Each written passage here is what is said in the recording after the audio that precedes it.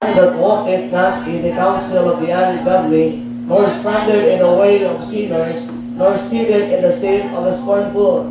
But his delight is in the law of the Lord, and his law that he meditates day and night. And he shall be like a tree planted by the rivers of water, and bringeth forth his fruit in his season. His leaf also shall wither, and whatsoever he doeth shall prosper. The ungodly are not so, but are like a chaff which is guided away. Therefore the ungodly shall not stand in the judgment, nor sinners in the congregation of the righteous. For the Lord knoweth the way of the righteous, but the way of the ungodly shall perish. Let us pray. Lord, once again, thank you for tonight. Thank you, Lord, for the message of your word on the book of Psalms, O God. Thank you, Lord God, for reminding us tonight. And Lord, I pray that you use me, even, Lord God, sa akong kagstorya, ikaw mag-glorify, Lord, sa akong unahuna, ikaw maghahatag ng understanding. Lord, we can do nothing apart from you. Holy Spirit, speak to us this evening. Ikaw mag-help, Lord, sa matag-usap na mo, Lord. Ikaw maghahatag sa mga tag-membro na makasabot, Lord God, sa kanilang message, a simple, wise way to be happy. Lord, we want to be happy in our Christian life. Dili ni gusto, Lord, na magkaroon ng sorrow, magkaroon ng weakness of life, Lord God. But I believe you are God in heaven who care about that in our Christian life. Lord, bless each and every one. Ikaw mag-auban ka namo. We love you in Jesus' name. Amen and amen. Let's be seated. Salamat, Igsoon. Masagay pa yung gabi sa tanan. Gabi na Diyos. Kaya size naman. Okay? So, kaya na ito palibahon, no? Every time na nagasimba na mag-start na kita yung anil ng oras. But I believe it is a blessing this evening. Now, if you see the following song, there are two people or two men makit-andra. Okay, so kung sa verse 1, 2 and 3, just kung nakakay ballpen, nakakay marker, muna markiran, it talk about the godly man, or sa gitawag na the just man. Remember the book of Proverbs chapter 24 verse 16, atong gi-explain dito kung kinsa ni ang just man, kinsa ni the unjust man. So ang just man, mao ni ang mga saint, mao ni ang na-justify, mao ni ang nakaangkon kang Jesus Christ. Kaning just man, kaning gitawag na godly man, kaning gitawag igsuon nga righteous man, is mao ni ang mga tao nga nakaangkon kang Christ. And we know that it besides sa gitawag na godly, na ay word ni ungodly. That's why niala ko sa inyo before that there are two kinds of people lang diri sa kalibutan, two kinds of people, the just and the unjust. It's not all about religion. It's not about the culture. It's not all about kay ani imong tribo, ani akong tribo. There are two kinds of people in this world, and the Bible says that is the just and the unjust, or the godly and what? The ungodly. So in verse number 4 down to verse number 6, kung imong tun-an, kung naakay ballpen, just mark it down and try to understand kung agian to kadali kung unsay kinabuhi sa gitawag nga ungodly. Ingon ang Bible na verse number 4, the ungodly are not so. Sa Bisaya pa, ang mga dili Diyos nun, dili ingon ni ana, na by the way, so dili tanan nga yung nagasimba, Diyos nun na. Do you think mga faithful kayo sa simbahan, no? Diyos nun kayo ba? Ang pangutana kung unsay gihimo sa simbahan. Di ba? Do you think na pakitaan ka, nag-agto ka sa simbahan, Diyos nun na ka, wala ka matter, isuon kung unsa ang imong attendance sa simbahan, nagamatter na kung unsa imong kasing-kasing dira sa Ginoo. Kung ingon ang Bible niya, ang mga dili Diyos nun, dili ingon ni ana, the ungodly are not so, but are like the chaff which the wind driveth away. Sa Bisaya pa, apan sama sa tahok nga ang hangin nagapalit. So ana ang gi-illustrate diri sa mga ungodly. Verse number 5, busa ang mga dili Diyos nun, dili makabarog diha sa paghukom. So tama ni sa panahon nga hukman na ang mga tao sa Dios, I believe igsoon ang mga tao isod paghukom sa Ginoo kani mga ungodly kani mga dili Dios nun, ingon ang Bible dili sila makabarog. Okay, the next ni ang mga makasada diha sa katiguman sa mga matarong. There are deeply ato nag-explain before ngano gitawag ta nga ungodly and righteous because of one sin. Nagihimo ni Eva o ni Adan ugat tungod ana nga sala napas daw nato. So that's why sukod ana nga sala gitawag ta nga ungodly, we are the enemy of God. Gitawag ta nga unrighteous because of sin. By the way, all of us walay perfect, walay righteous, wala bisan usa. So pasalamat ka kay naluwas ta, pasalamat ka kadya ang Kristo igsoon, kadya ka nisalig ka sa iya, nidawat ka sa iya. The Bible says, you are justified, you are declared righteous because of what He did on the cross of Calvary. Verse number 6. Look at verse 6. Kaya ang Ginoo nagakasayod sa dalan sa matarong. Look at the verse. For the Lord knoweth the way the righteous. Kabalo ang Ginoo sa dalan sa matarong, apan ang dalan sa mga dili Diyos nun malaglag. And always remember, the word malaglag is perish. It was talking about going to hell. Going to hell. And we know what is the situation of every person because of sin. Tungod sa sala, ang taong mamatay, o tungod sa siya mamatay, tungod tinahis sala, the Bible says, he will perishing, going to hell forever and ever. And we know that the only way, the only key para mawala na ang sala is the time you accepted Christ, is the time na imong gisaligan si Christ, imong kasing-kasing, na siya namatay, gilubong pagkatulog kaadlaw na banaw para sa imong mga sala, and that is the time igsoon na nahimo ka usaman righteous in the sight of God. Paunsa na nitabo, Pastor, sa among klase about salvation, na ay word na imputation. The word imputation means kana bang ni-impute sa imo ba or nisulod sa imuha. Sa diha nga si Eva ug si Adan nakasala sila, ang nag-impute sa matag tao is ang sala. Mura ba og kanang sarina, ato na siyang illustrate just like a kanang sarina ba. So pag-abot ni pagkasala ni Eva ug ni Adan, ang kalang nga tao nagsarina sila og saman sala. Okay? Sala, nag-close sila og mga sala or makasala gyud, wala predict ko nga tao, we are all sinners. But because of Christ, sa iyang gibuhat sa cross sa Calvary, iula niya ang dugo sa Kalbaryo o tungod sa iyang giula sa Kalbaryo sa tanan nga risalig, sa tanan nga nituo kaniya, yung Bible, i-impute na to ang iyang righteousness. Ibig sabihin, just like a t-shirt, nga gisuot nimo ang pagkamatarong ni Christ. By the way, walay matarong wala, bisan usa, pero nahimo kang matarong tungod kang Kristo, o dilit tungod nimo. We are righteous in the sight of God tonight because we are saved. We are putting our faith on the Lord Jesus Christ and our sin ipasaylo sa Ginoo. That's why the word imputation means the reason why we are saved today, because the righteousness of God is in us. That's why gitawag ka nga unsa man, the godly. Gitawag ka igsoon nga just man. Gitawag ka nga righteous man. Maski dili pa natukuhan sa dagway. Amen? Hindi mo ba na mag-bad sa nagmay good? Di ba? We don't see the face, the physical face, but you know what igsoon, nagabasi na igsoon ang atong relasyon dira sa Ginoo. So if you are saved tonight, you are the one who we're talking tonight. Dili ka magsurya ang ungodly, kay daghan na sila. Atong isuryahan pero igsoon the blessed Christian life. The blessed Christian life. And I believe so. The word blessed means is happy. Happy means is gitawag nga likewise just like a blessing. Kana bitaw naay kalipay, dako kayong kalipay. The word blessed means happy or a recipient of blessing. Kanang panalangin, blessed kayo, blessed ang Christian life. Amen. Dili ingon nga kanang atong Kristohanon kinabuhi mura lang tag nahimong Kristohanon nga murag wala lang. I believe it is a blessed Christian life. Kaya naman, naay kalipay, ay tungod na atay Ginoo sa itong gitawag na kinabuhi. Just like the message last night about the real joy is in Christ. Ang tinuod nga kalipay na diha ang Kristo. So if you have Christ today, you have a blessed Christian life. Number one, kapagugay, na ay tulog ka positive igsoon. Sa kanila nga verse, katawagian karon, tulog ka positive things about the happy man or the happy Christian. Tulog ka kabutang, katamakit andra, na mag-consider na mahimo kang gitawag igsoon nga happy nga Christian. Number one, verse 1. Look at verse 1. And I know, a lot of you naka-memorize na ani, kabalo na mo ani, but I challenge you tonight, apply.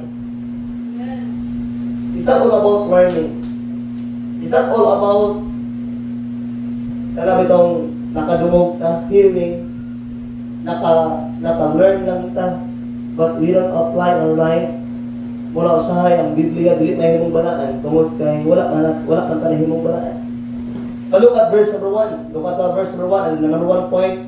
Three positive things lang makit Andre sa gitawag na happy man. Verse 1. Look at una nga praise. Blessed is the man that walketh not in the counsel of the ungodly. Bago kay igsuon, in the Bible that he does not walk in the counsel of the ungodly. Kinsa man ang ungodly? The unsaved one. Kinsa man ang ungodly? The unbeliever. Kinsa man ang ungodly, pastor? Kung luwas ka, ibig sabihin ang ungodly, dili luwas. So, unsa may giingon sa Bible, verse number 1, blessed is the man ang malipayon, bulahan ang kawo nga wala nagalakaw diha sa tambag sa dili Dios nga walketh nila. Blessed is the man that walketh not in the counsel of the ungodly. In the place praise sumakit ana to diha. Una nga puntos dira. Usa gid sa rason nganong dili ka magmalipayon sa imong Kristohanong kinabuhi tungod of the ungodly friends. The ungodly friends. I don't know how unsa ma-overcome ang atong ungodly friends, but it can be a reason na mahimo ta nga dili pagmalipayon sa Ginoo. Kaya ang Bible is clearly says, blessed is the man that walketh not in the counsel of the ungodly. So that's why every time you talk to people, every time na naatay kauban, every time na naatay kinakuyog-kuyogan, just try to imagine, they are saved. Luwas ba ni tao? Eh kung dili ni luwas, ibig sabihin, ungodly ni. You need to be focused sa kanang tawanan, warning ka dapat yung katawanan na kayo naman, they are ungodly. The Bible warning us, telling us that blessed is the man that walketh not. So every time na kay kuyog-kuyog, ginakauban-kauban, the question is, they were saved? Kaya kung dili, maybe ma-danger ang imong kinabuhi niya. And maybe it will destroy ang imong kinabuhi niya. Kaya mauna ang warnings na Ginoo. In blessed Christian life, ang gitawag na magpalipayon ng kinabuhi Kristohanon, you need to be focused, you need to understand nga ang ginakabat-kauban nimo, it makes sure na safe. Kaya ngayon na, apas na katong wala mong nalagiti kauban na safe, pero wala mong barong batasan, no? I don't care that. Kaya ang imo na yung kauban na ungodly, maaari batasan. Imagine daw, i-try to illustrate. So you need to understand the verse 1, unang lang in the verse, he does not walk in the counsel of the ungodly. It clearly says on, he does not walk in the counsel of the wicked. If the people not saved, ang ulahuna, ang thinking, ang desire, wickedness. You need to understand that. Lahi na ang iyang plano sa iyang kinabuhi, more than sa imuha nga saved na. Kung nag-warning ka, nag-thinking ka, kinsa yung ginapulog-pulog, kaya naman, it will influence your life. Ang ilang desire, mahimo ni mong desire. Ang ilang ginahuna sa ilang kasing-kasing, mahimo ni mong nahuna sa imong kasing. And it will be dangerous sa imong life.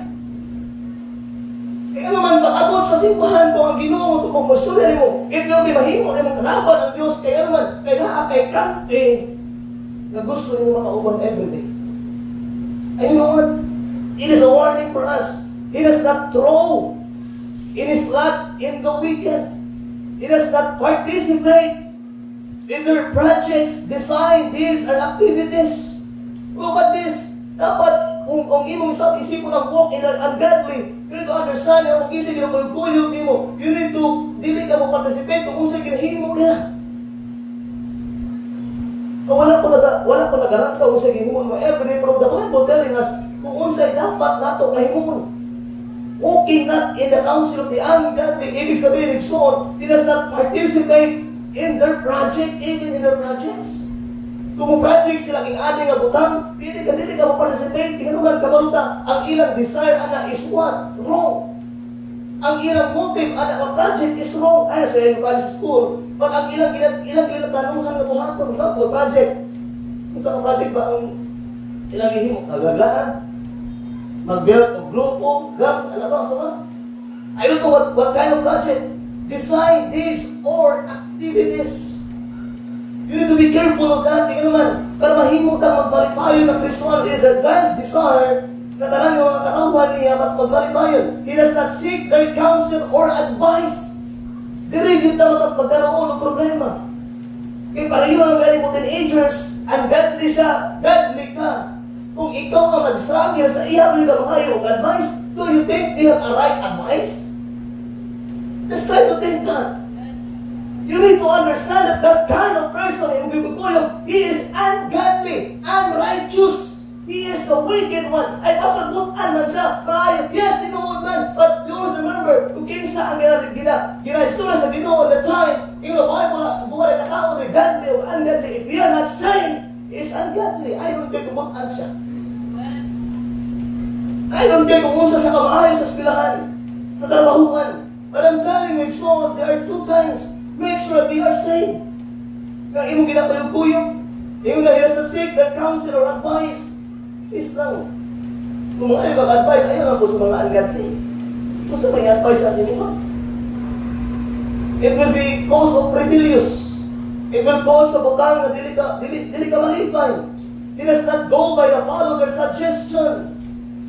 Ayaw tuguti ang mga ungodly nga mo suggest sa imong life. Ayaw tuguti ang mga ungodly na imong ayaw na sa simbahan mo eh. Bakit? Nalaminggo ka sa simbahan, ayaw sa simbahan. Ayaw na sa mag-atog simbahan. Don't allow their suggestion. Always remember they were ungodly. Rather seek the counsel and advice of the ungodly people, those who are saved. Instead of doing something to ungodly people, maadto ka sa mga godly people, katong mga nasabtan ni mga sebelawig so on, I'm telling you, if a person can sing, it takes time to change. Hindi ko na ingon nga, kana siya luwas, dahil mauna rin, mabawag po dahil niya patasan, dili ka nakasayon, dili ka nakadali ang kabagkuhan sa katao. But the good thing is, they're saved. Right? The good thing is, na ay Kristo. The good thing is, na ay desire to follow God. More than sa imong friend, na wala yun. Ungodly yun. Kung gabalo ka na, kung sa ilang mga plano sa ilang kinabuhi. Number 2, let's praise. Look at the verse. Blessed is the man that walketh not in the counsel of the ungodly. Next praise. Nor standeth in the way of sinners. He does not stand in the way of sinners. He does not hang around them. Be careful with that. Not hang around them. He is not idle in the discussion with them. He does not take part in their action or follow their some moral paths. I should always remember there are words na ato masabtan in salvation is called sanctification. The word sanctification is to set apart. To set apart. If you are saying, God wants us to set apart.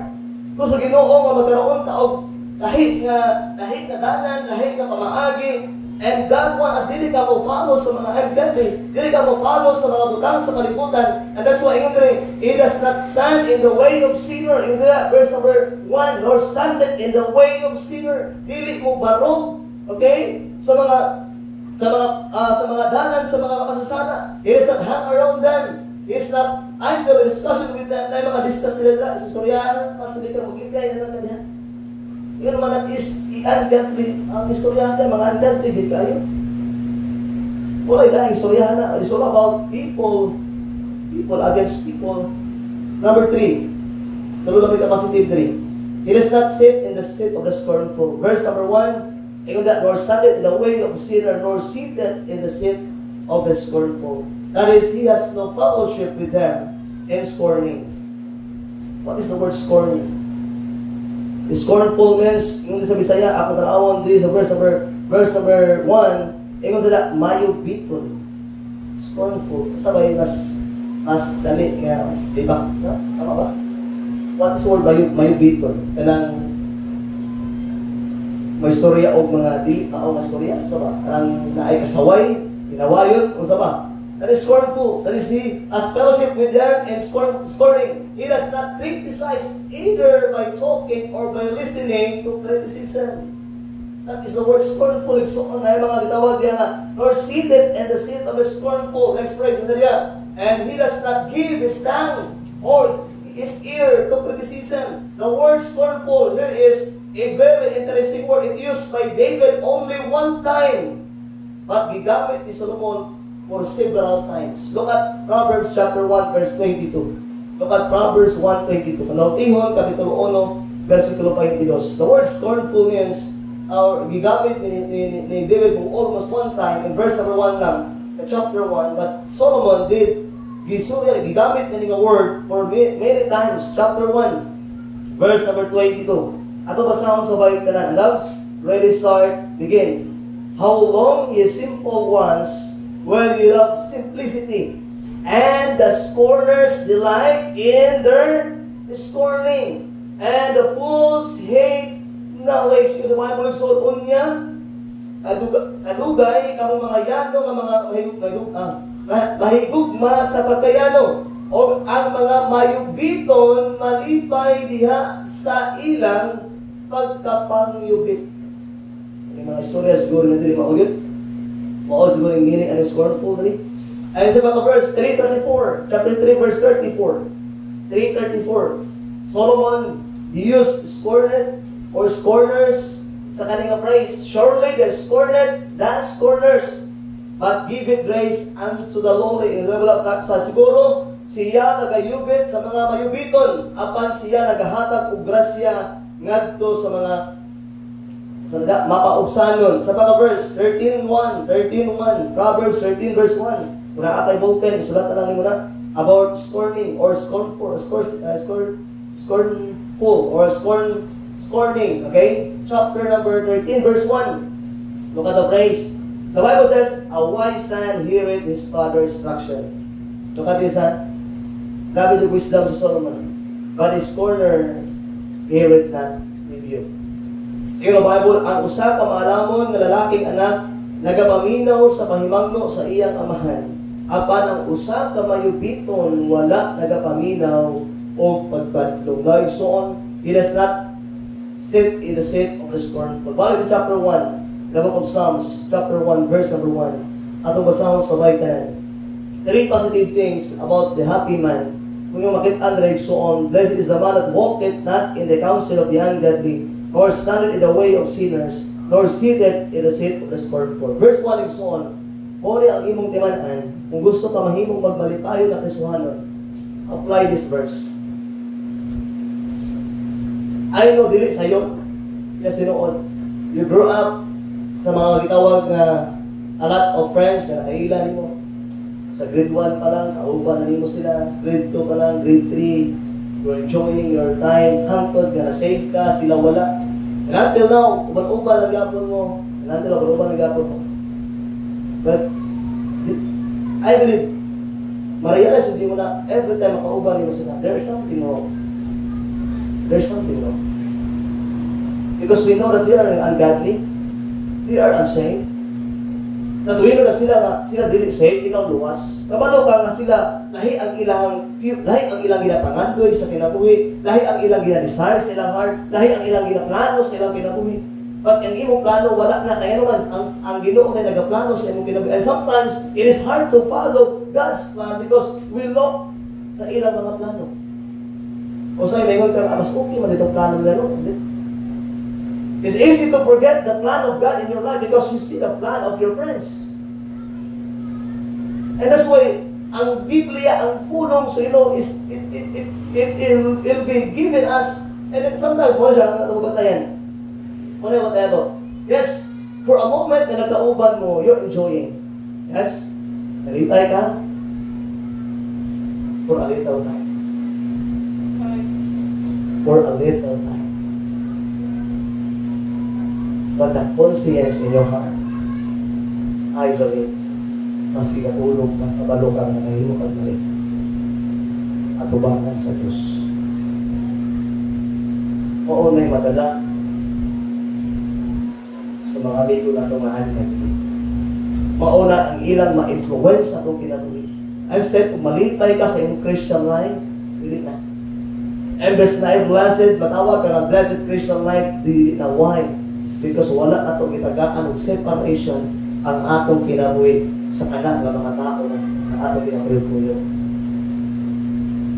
Maybe you're telling me, Pastor Akapalo, grabe ang friendship tayo niya. Yes. Why not you pray? Nakala ang inyong friendship, it will turn kamahimong friendship na pareho mo godly. Why not you pray? Kaya mo pray, kaya mo pinakamigo ni mo, Lord, unta, masave mo siya. Unta, Lord, mapareho ni aling luha. Why not you be desire in your heart na, Lord, kaya kawanan na, gusto na ko ni masave siya. But you know what? Mawala ang desire na atong i-pray sila about their salvation. Why? Because hinahinay kita ang right person. Kaya naman, wala ko nahimo ang verse number 1. Wala ko nahimo ang verse number 1. Ingon ang Bible niya, blessed is the man that walketh not in the counsel of the ungodly, nor standeth in the way of sinners, nor sitteth in the seat of the scornful. Ingon ang Bible, verse number 2, but his delight is in the law of the Lord, and in his law that he meditate day and night. Now, not only the three positive things, but we look at the description of the righteous man under positive heads. Ito itawag sa positive sign, okay? The description of the righteous man under the positive sign. Number 1, look at verse number 2. Look at verse number 2. Verse 1, you need to apply that. Para naatag itawag na positive na makuha, or itawag na description of a righteous man. Yung nila, verse 2, but his delight is in the law of the Lord. His delight is in the law of the Lord. The righteous man has found in the Word of God. Look at that. Ang gitawag igsoon nga kalipay sa tinuod nga luwas, the righteous, the godly, the just man, ang iyang tinuod nga kalipay, look at this, is in the Word of God.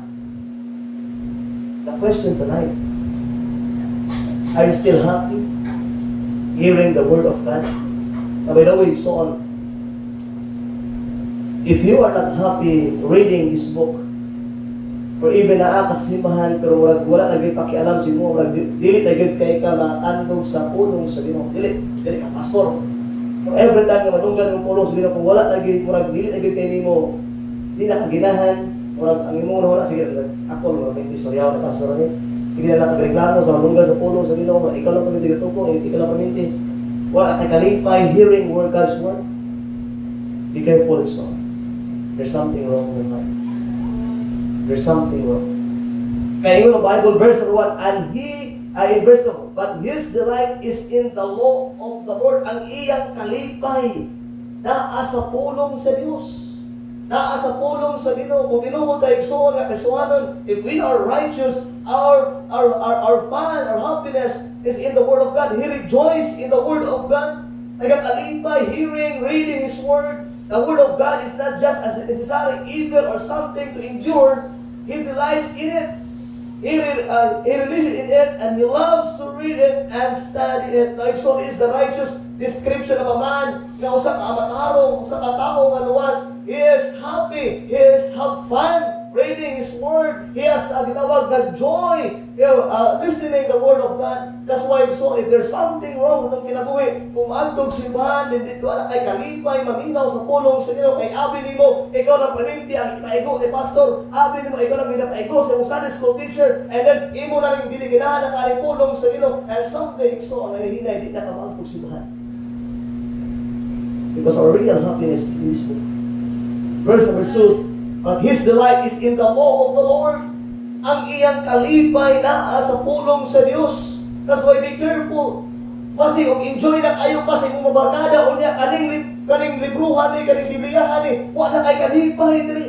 Kasi whole day kauban ka sa imong friends, you are enjoying in the world, and then mag-uli sa balay, ang Bible dili ma-open na si gamay na kung saan ang verse na mabasa, wala kay kalipay mo basa ani. And you know what? If so, there's something wrong if we follow our friends.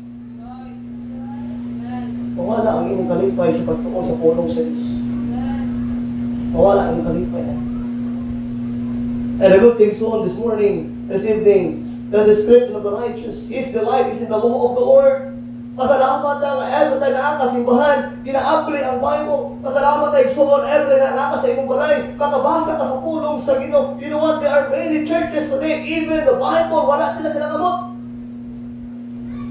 There are many Christians today who wala pakialam ang Bible, wala nag-study, wala kalipay, maagto simbahan, they're trying to fellowship God, and you know what is on? The best thing at the masabtan, as a believer, as a righteous man, as a godly man, we need to have a joy to read His Word. Mauli ang kalipay na to. Wala ang mga butang sa kalibutan.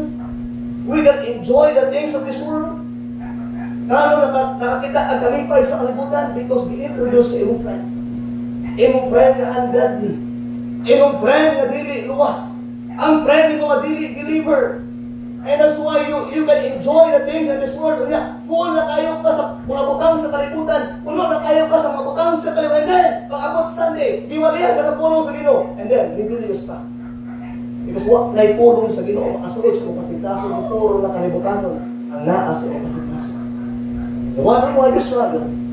And you wonder why you have problems in your life. Because wala ka sa pulong sa Ginoo. Di ka ang kalipay mo, wala ka sa pulong sa Diyos. Why not tonight? Imong Panginoon sila. Lord, help me to love this book. Lord, help me to have joy reading this book. Kasi mabasa lang gaani, kitungod, naadala sa kitawag nga Bible reading, kailangan masahog na ko na wala na tayo meditation, wala na tayo dako kayo nga pagtagan. And number 2, look at number 2. Not only to have the light in His word, but the next phrase, and in His law that He meditated day and night. Day and night. It is not the day and night.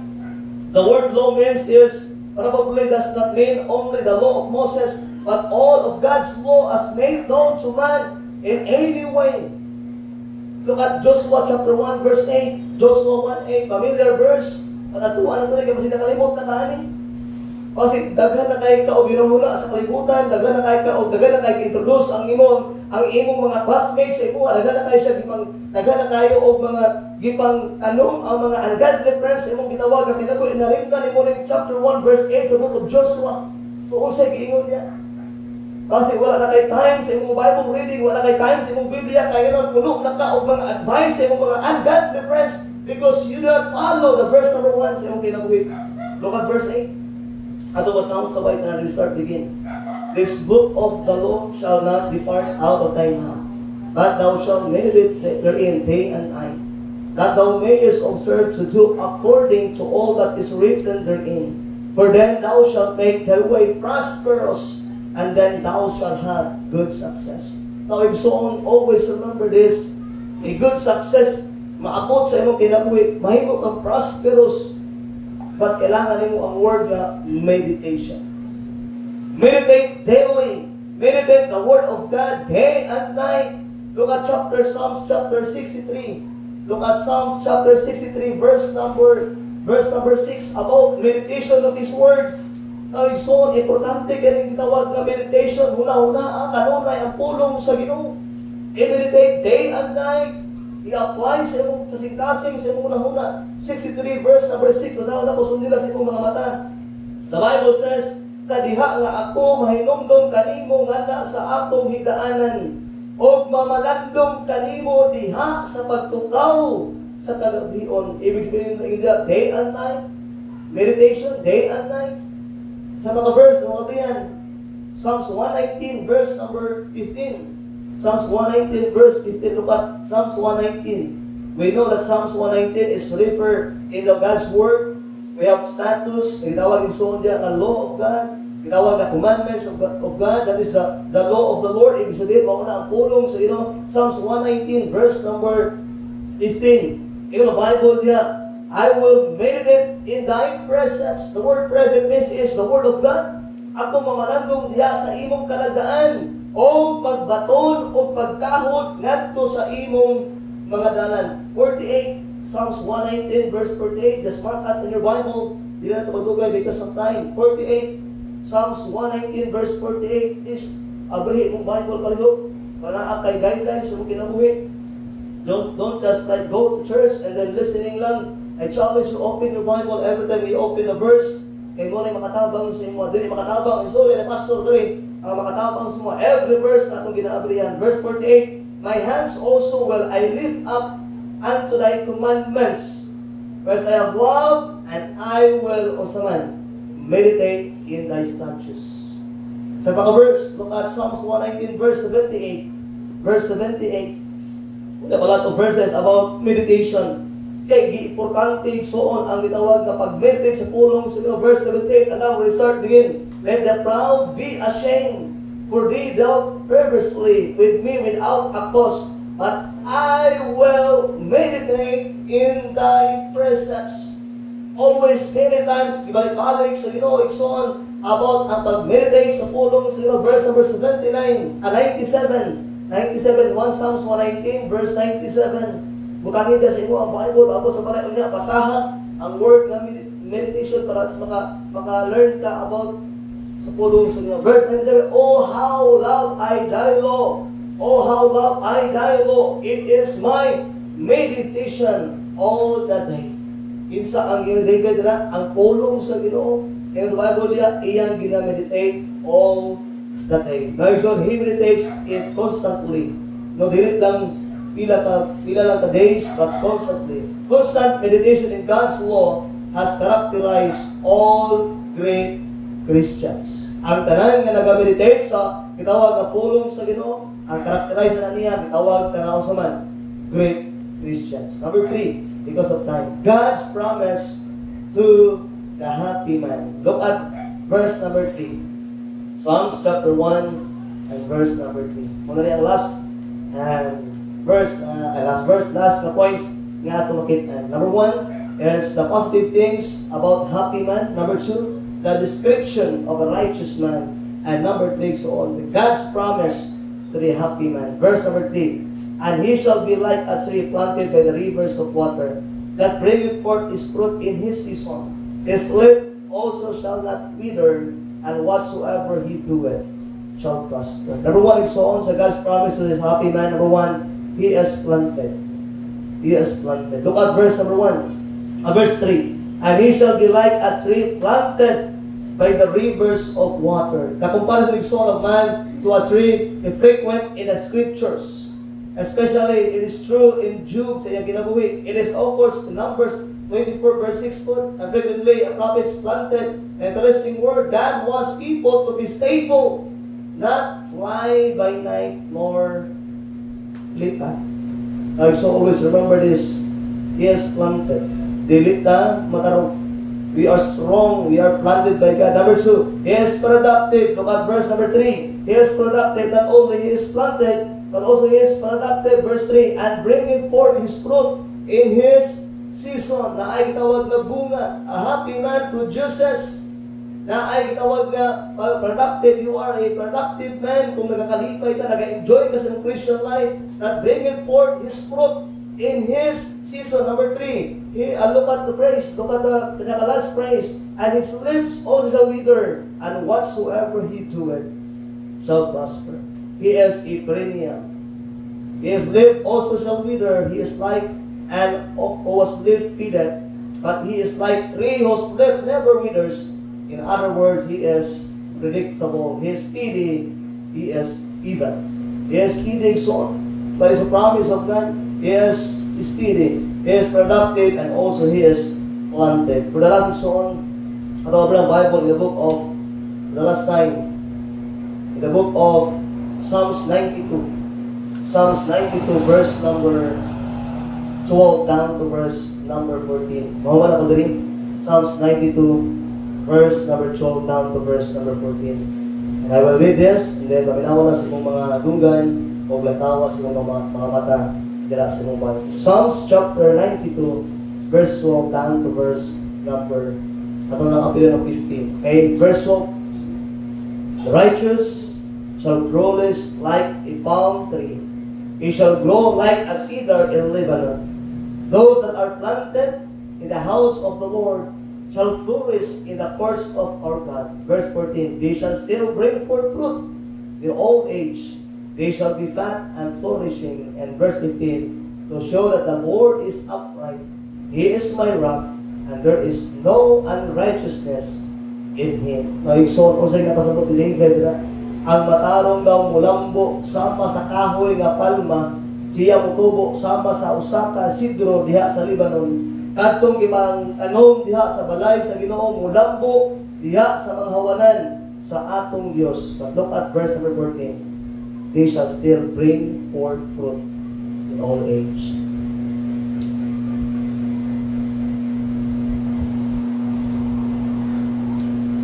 One of the reasons why we are not fruitful? Because we are not planted just like what the Bible says.